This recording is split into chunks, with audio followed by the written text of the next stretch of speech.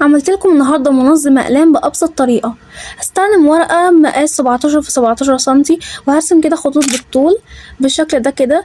بعدين هرسم بقى في المربعات دي كده رسمه قلوب، ممكن تختاروا اي رسمه بالشكل ده كده.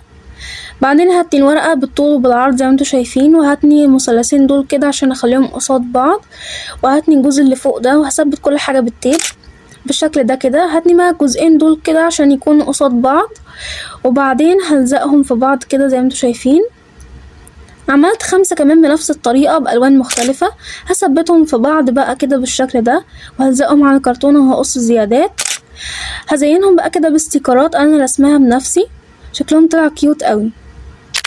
طلعت بجد خطيرة وبسيطة قوي. تخيلوا ان هي معمولة بس من ورق الدفاتر. بجد منظم بيشيل ادوات كتيرة جدا، وطريقته سهلة وبسيطة. ما تنسوش تكتبوا لي رأيكم في التعليقات واشتركوا في القناة. وبس كده.